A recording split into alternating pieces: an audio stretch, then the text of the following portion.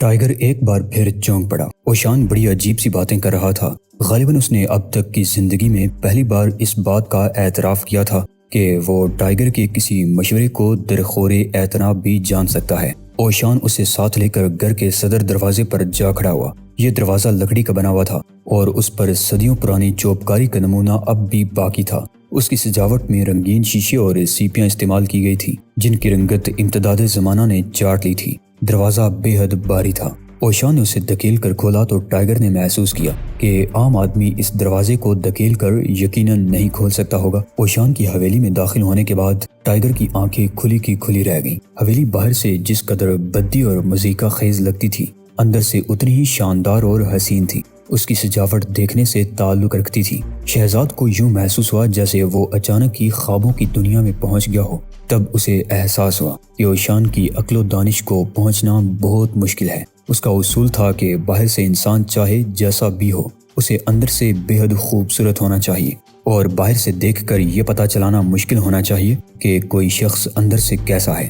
حویلی کے اندرونی حصے کا ساز و سامان دیکھ کر ٹائیگر کو پرانے زمانے کے بادشاہوں کے محل یاد آ گئے تھے۔ ان کی آرائش اور زیبائش میں جو کچھ بھی صرف ہوتا تھا، اس سے کہیں زیادہ اوشان کی حویلی کے اندرونی حصے میں نظر آ رہا تھا۔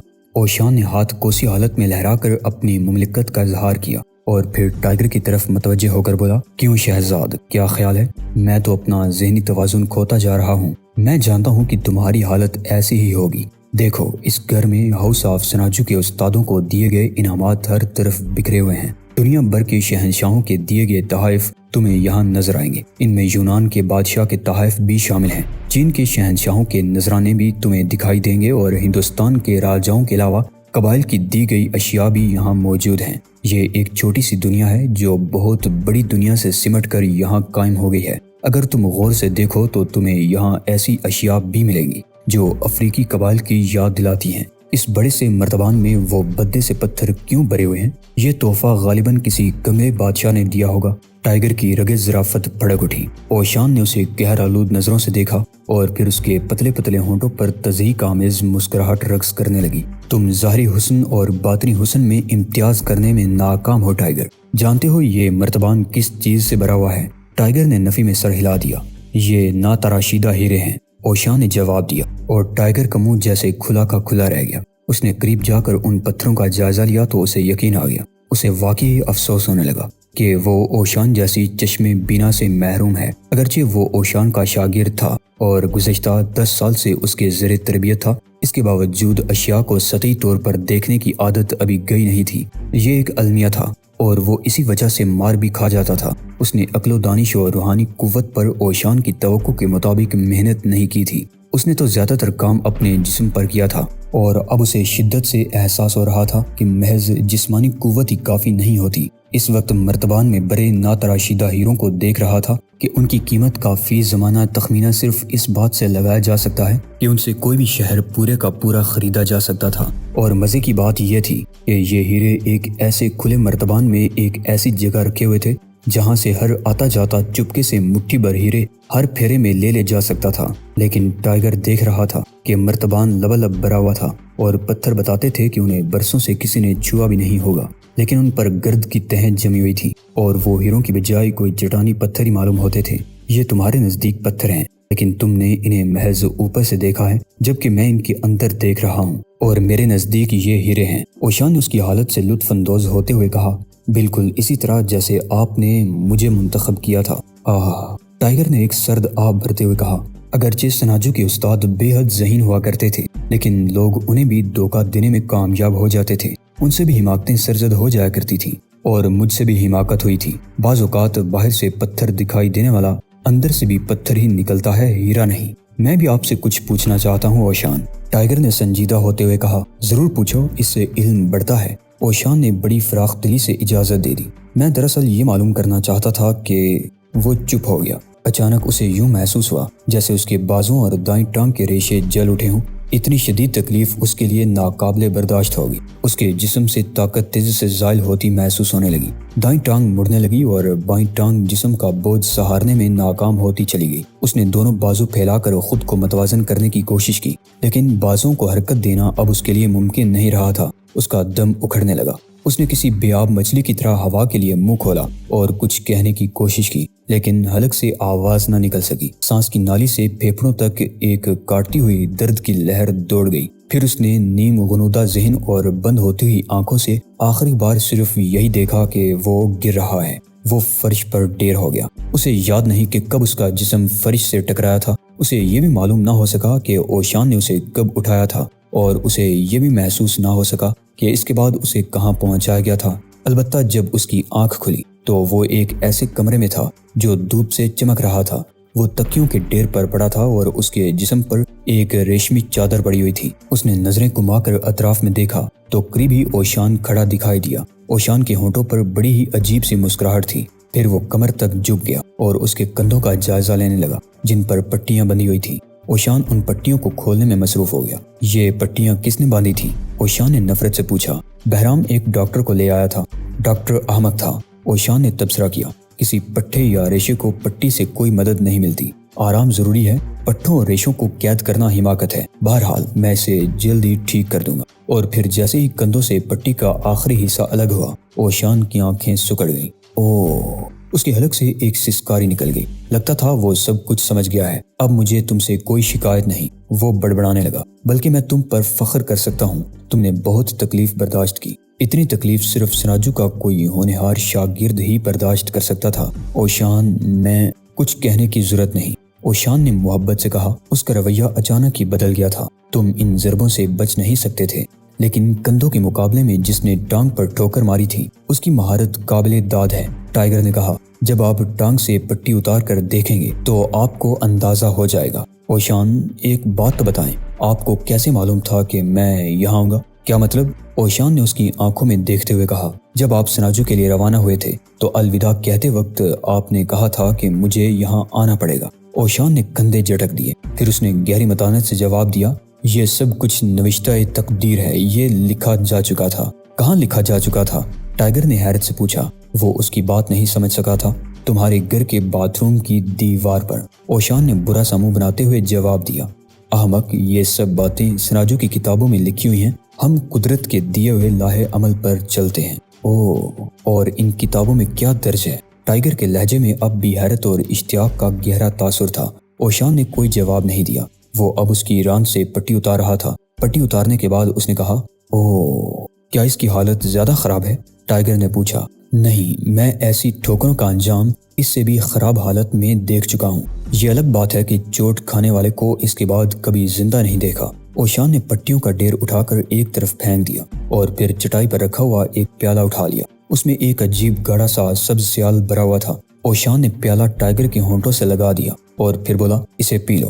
اس نے گردن کے نیچے ہاتھ رکھ کر ٹائیگر کو تھوڑا سا اٹھنے میں مدد دی۔ ٹائیگر پیالے سے سیال پینے لگا۔ سیال گرم تھا اور بے ذائقہ تھا، لیکن گھونٹ نگلنے کے بعد حلق میں نمک کا خفیف سا ذائقہ محسوس ہونے لگتا۔ اوہ، خوفناک! ٹائیگر نے پیالہ ختم کر کے کہا، یہ کیا چیز تھی؟ احمقانہ سوال ہے۔ اوشان غرایا۔ اگر تمہیں یہ سوال کرنا ہی تھا تو اسے پینے سے پہلے کرنا چاہیے تھا۔ پی کر پوچھنے سے کیا فائدہ؟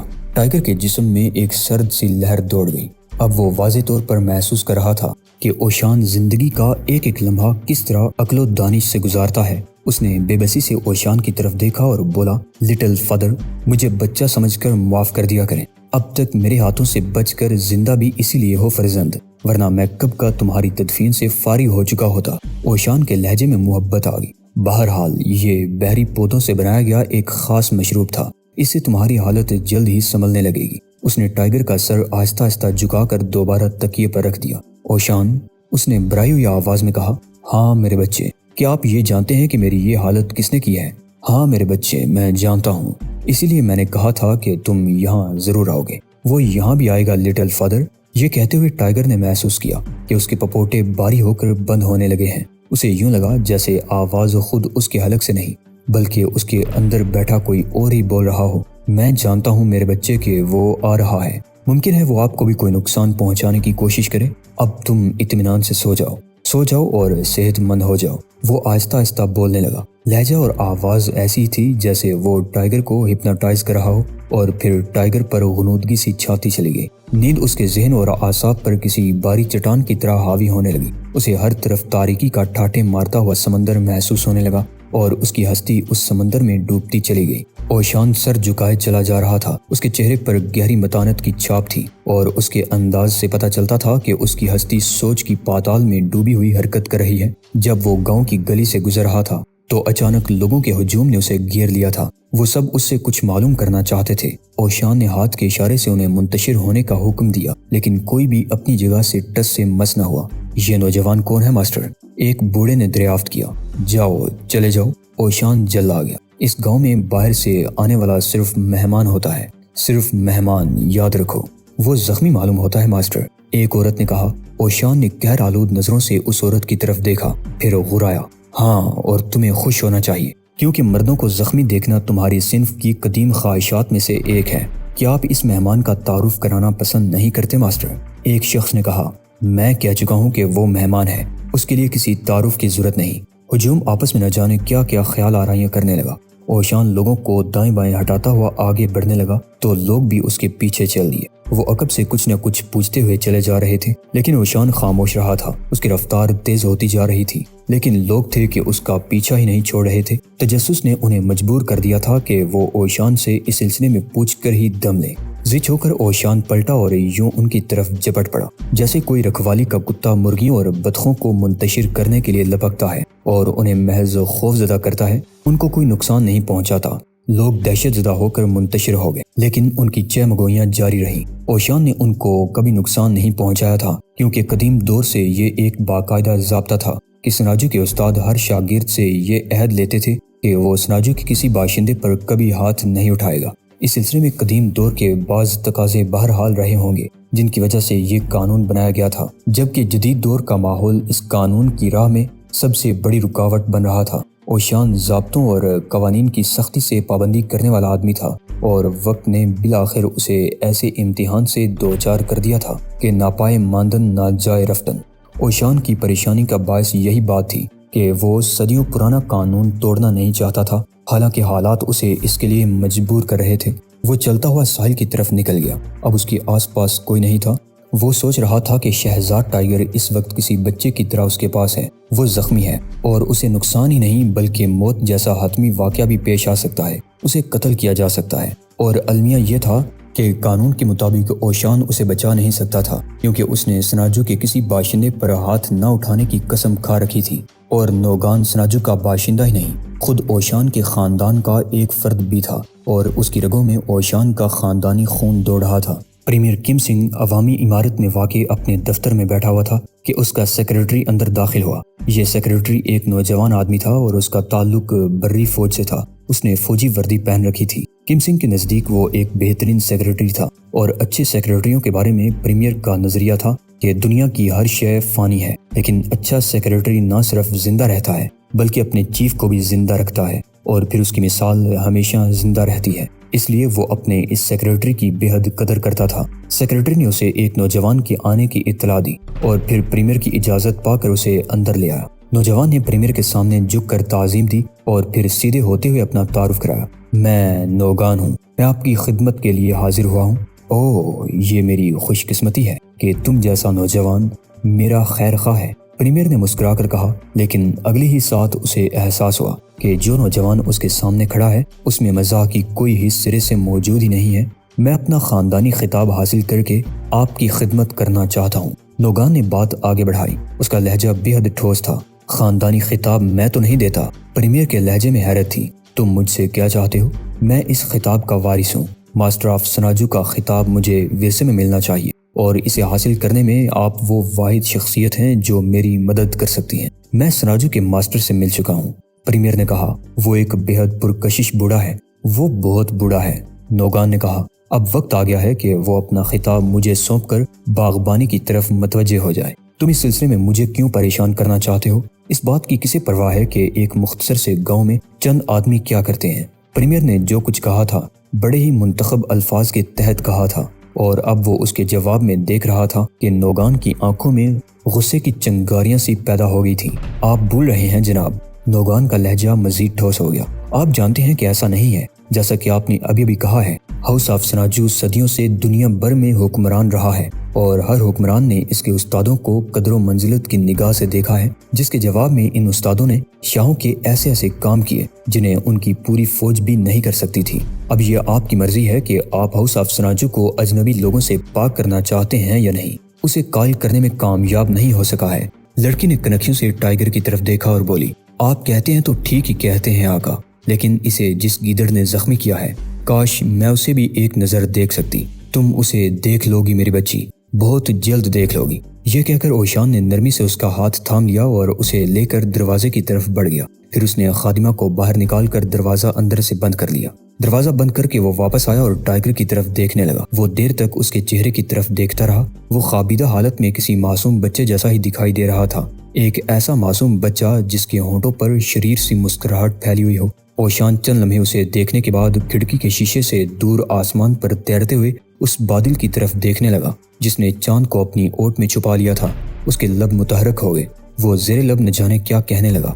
انداز ایسا ہی تھا جیسے وہ بادل کی اوٹ میں چھپے ہوئے چاند یا آسمانوں پر رہنے والی روحوں سے مخاطب ہو اور انہیں اپنی مدد کے لیے پکار رہا ہو۔ بار بار اس کے دل میں ایک ہوک سی اٹھتی تھی اور اس کا بوڑھا جسم جڑوں تک کانپ جاتا تھا۔ وہ دیر تک آسمان کو گورتا رہا جیسے وہاں سے نوشتہ تقدیر پڑھ رہا ہو۔ پھر وہ ٹائیگر کے قریب گھٹنوں کے بل جھک گیا اور اس کی پیشانی پر ہاتھ رکھ دیا۔ جلدی سے ٹھیک ہو جاؤ میرے بچے، جلدی سے صحت یاب ہو جاؤ، وہ بڑبڑانے لگا۔ اس بار بھی اس کی آواز ایسی ہی تھی جیسے وہ ٹائیگر کو ٹرانس میں لا کر اسے سجیشن دے رہا ہو۔ نوگان کم سنگھ کے محل میں مہمان تھا۔ اسے ایک خاص کمرہ دیا گیا تھا جس میں ضرورت کی تقریباً ہر شے موجود تھی، لیکن نوگان جب سے وہاں آیا تھا اس نے نہ تو کسی شے کو چھوا تھا اور نہ ہی کچھ کھایا پیا تھا۔ اسے صرف پریمیئر کے جواب کا انتظار تھا۔ وہ جانتا تھا کہ اسے ایک طرح سے اس کمرے میں اس وقت تک قید رکھا جائے گا جب تک کہ شہنشاہ کسی نتیجے پر نہیں پہنچ جاتا۔ باہر محافظ موجود تھے لیکن اسے ان کی کوئی پرواہ نہیں تھی۔ وہ جانتا تھا کہ وہ جب بھی یہاں سے جانا چاہے گا پریمیئر کی پوری فوج بھی اسے روک نہیں سکے گی۔ وہ ایک کرسی پر بیٹھا محل کی کھڑکی سے مغربی سمت میں دیکھ رہا تھا۔ سراجو اسی طرف واقع تھا اور وہاں سے اسے گاؤں کے دھندلے دھندلے سے نقوش نظر آ رہے تھے۔ وہ اس کا گاؤں تھا۔ اس نے وہیں پیدا ہو کر پرورش پائی تھی۔ اس کا خاندان صدیوں سے اس گاؤں کا حکمران تھا اور اب اس کی باری تھی۔ وہ اس کا آخری چشم و چراغ تھا، لیکن اس کے پیش رو اوشان نے ایک اجنبی، ایک غیر ملکی کو سب کچھ سونپنے کا ارادہ کر رکھا تھا۔ وہ اس کے اس اقدام کو ناکام بنانا چاہتا تھا۔ شام کے سائے ڈلنے لگے۔ نوگان کی بے چینی بڑھتی جا رہی تھی۔ ہر ساتھ وہ گوش برآواز تھا۔ کسی بھی لمحے دوسری جانب سے پریمیئر کے قدموں کی چاپ گونج سکتی تھی اور پھر وہ آ کر اسے اپنے فیصلے سے آگاہ کر سکتا تھا۔ رات کے کھانے کا وقت ہو گیا۔ دروازے پر دستک ہوئی اور پھر بھاری بھرکم دروازہ کھل گیا۔ کم سنگھ دروازے میں کھڑا اس کی طرف دیکھ رہا تھا۔ دونوں ایک دوسرے کی آنکھوں میں دیکھنے لگے۔